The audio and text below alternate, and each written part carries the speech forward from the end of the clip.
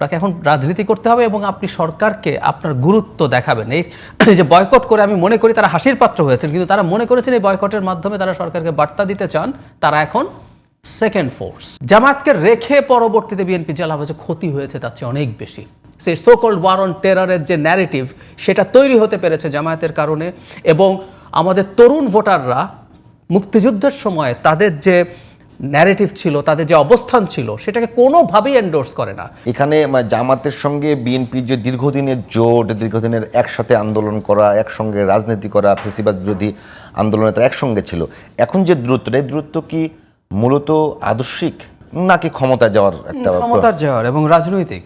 আদর্শিক একটা সমস্যা তো আসছেই আসলে।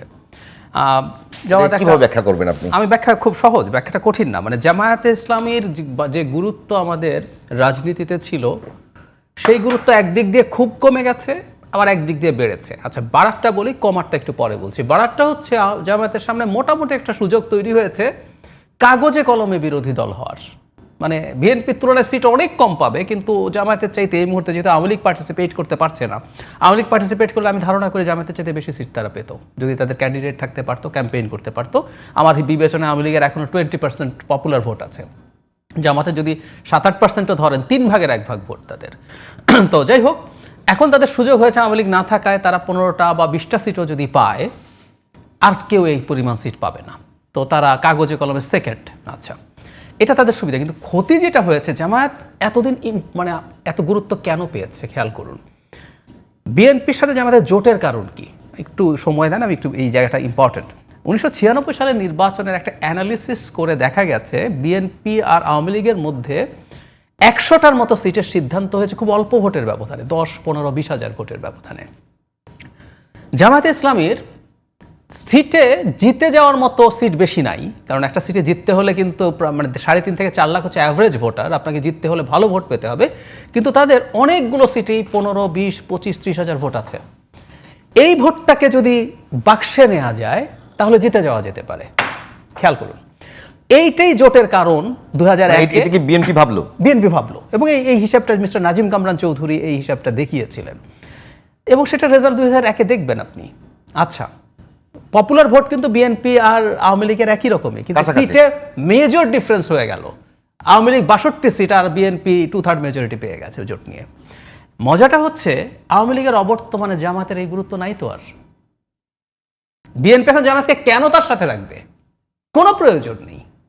বরং বিএনপি জামাতকে যদি বিরোধী দলে রাখতে পারে, জামায়াতের যে ইসলামী রাজনীতি, অন্তত নামে যে ইসলাম আছে, এটার বিরুদ্ধে বিএনপি এখন নিজে একটা সেকুলার সেন্ট্রিস্ট, একদম সেন্ট্রিস্ট একটা মধ্যপন্থী দল হিসেবে ওই ফাইটটা জামাতের সাথে করতে পারে, এবং জামাতকে তার কাছ থেকে দূরে সরানোই বেটার। বিএনপি, আমি খোলাখুলি বলি হাবিব ভাইয়ের সামনে, জামাতকে রেখে পরবর্তীতে বিএনপি যা লাভ হয়েছে, ক্ষতি হয়েছে তার চেয়ে অনেক বেশি। সেই সোকল্ড ওয়ার অন টেররের যে ন্যারেটিভ সেটা তৈরি হতে পেরেছে জামায়াতের কারণে, এবং আমাদের তরুণ ভোটাররা মুক্তিযুদ্ধের সময় তাদের যে ন্যারেটিভ ছিল, তাদের যে অবস্থান ছিল, সেটাকে কোনোভাবেই এন্ডোর্স করে না। আপনি খেয়াল করবেন সাম্প্রতিক সময়ে তারা মুক্তিযুদ্ধের বিরুদ্ধে কথা বলতে গিয়ে মারাত্মক ব্যাকল্যাশের শিকার হয়েছে। তারা মনে করেছে এই তরুণরা এত কিছু টানে না, ওরা হাসিনাকে ফেলেছে, হাসিনাকে ফেলা মানে মুক্তিযুদ্ধকে ডিনাউন্স করা। নো, এগুলো ওরা বলার চেষ্টা করেছে এবং দেখলো যেগুলো রিয়াকশন হয়েছে। সো বিএনপির দিক থেকে অন্তত আগামী বেশ কিছু সময় জামাতের আসলে ইউটিলিটি নেই। কাগজে কলমে বলছে, কোনো একদিন যদি দেখা যায় আওয়ামী লীগ ফিরে আসে বা আরেকটা দলের সাথে তার সেই ফাইট তৈরি হয়, আবার যদি ভোটের অঙ্ক হয়, তখন সে ইম্পর্টেন্ট হতে পারে। ফলে এখন জামাত যেহেতু দেখছে বিএনপিকে তার মানে বিএনপির আর তাকে প্রয়োজন নেই, সে এখন তার মতো করে রাজনীতি করার চেষ্টা করছে। খানিকটা কনফিডেন্সও তার শেষ হয়ে গেছে, সে এখন এই অস্থিরতার মধ্য দিয়ে যাচ্ছে, তাই সে এখন বিএনপির বিরুদ্ধে দাঁড়াবে, এটাই স্বাভাবিক। না, ওইটা একটু বলবেন তাহলে, যে বিরুদ্ধেতা আছে কিন্তু একেবারে বিষয়গুলো না একবার খোলাসা করা দরকার। যে অ্যাক্টিং চেয়ারম্যানের সঙ্গে প্রধান উপদেষ্টার বৈঠক, এখানে রাজনৈতিক সংস্কৃতি বিনষ্ট হয়েছে, এইটা একটু যদি ব্যাখ্যা করেন। সংস্কৃতি না, উনি বলেছেন যে জামাতের স্টেটমেন্ট আমি পড়েছি, অফিসিয়াল স্টেটমেন্টে বলেছে প্রধান উপদেষ্টা নিরপেক্ষতা হারিয়েছেন। সেটাও বলেছে একটা দলের সাথে বৈঠক করে নির্বাচনের, এবং আমি আপনাকে বলে দিই, গতকালকেও এটা বলেছে তাদের ডক্টর এস.এম. হামিদুর রহমান আজাদ বলছেন যে লন্ডনে রাজনৈতিক শিষ্টাচার বহির্ভূতভাবে নির্দিষ্ট একটি রাজনৈতিক দলের সঙ্গে অন্তর্বর্তী সরকারের যৌথ বিবৃতি ও ব্রিফিংয়ের প্রতিবাদে আমরা ঐক্যমত্য কমিশনের জি। এই প্রথম দিনের সংলাপ বয়কট করেছি। Align. শিষ্টাচারটা কোথায় না, শিষ্টাচারে তারা যেটা মনে করছে সেটা হলো নির্বাচনের তারিখ তো প্রধান উপদেষ্টা ঘোষণা করে দিয়েছেন, তারপর যদি এটা শিফট হতে হয়, তাদের বক্তব্য আমি যেটা বুঝি, সবার সাথে আলোচনা না করে এটা শিফট করার ব্যাপারে নীতিগত এক ধরনের সিদ্ধান্ত একটা দলের সাথে হয়েছে, এই হচ্ছে তাদের অভিযোগ বলে আমি ধারণা করি। তো এটা জবাবে আমি বলি, জামাতের পক্ষ থেকে তো ওই দাবি ছিল যে মোটামুটি নির্বাচনটা হতে পারে রমজানের আগেই। দুটো আগে এবং এপ্রিল দুটোই কিন্তু জামাতেরই প্রপোজাল ছিল, এটার মধ্যে পড়ে। কিন্তু ওই যে বললাম, আপনি তো রাজনীতি করবেন এখন, আপনাকে এখন রাজনীতি করতে হবে এবং আপনি সরকারকে আপনার গুরুত্ব দেখাবেন। এই যে বয়কট করে আমি মনে করি তারা হাসির পাত্র হয়েছেন, কিন্তু তারা মনে করেছেন এই বয়কটের মাধ্যমে তারা সরকারকে বার্তা দিতে চান তারা এখন সেকেন্ড ফোর্স। তো সেকেন্ড ফোর্সকে তুমি নির্বাচনের তারিখের ব্যাপারে আলাপ আলোচনা করা ছাড়া কেন করছে, সেটা বলছি। কিন্তু ওই যে বললাম, দিনের শেষে সেকেন্ড ফোর্সের সাথে ফার্স্ট ফোর্সের এত পার্থক্য। আমরা একটু বলি, এখন পর্যন্ত তো গত কয়েক বছর ভোট টোট নাই, আমরা জানি না জামায়াতের শক্তি কতটা একবার পরীক্ষা হয়েছিল। আমি এই সিচুয়েশন পাল্টে গেছে হয়তো।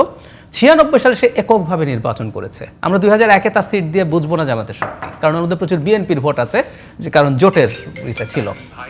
কিন্তু 96 সালে তারা এককভাবে নির্বাচন করে 2টো সিট পেয়েছিল। এখন যে দলটা ওই রকম, যার পপুলার ভোটের পার্সেন্টেজ 6-7-8%, তার সাথে আলোচনা না করে বিএনপির সাথে আলোচনা করার কথা, এটা মেনে নেওয়াই উচিত।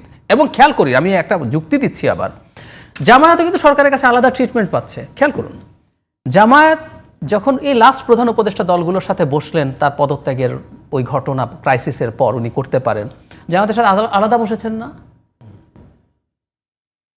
প্রধান উপদেষ্টা কি নাগরিক ঐক্যের সাথে, গণসংহতির সাথে আলাদা বসেছেন? তো ওনারা কি বলবেন জামায়াতের সাথে আলাদা বসে তিনি নিরপেক্ষতা হারিয়েছেন? না।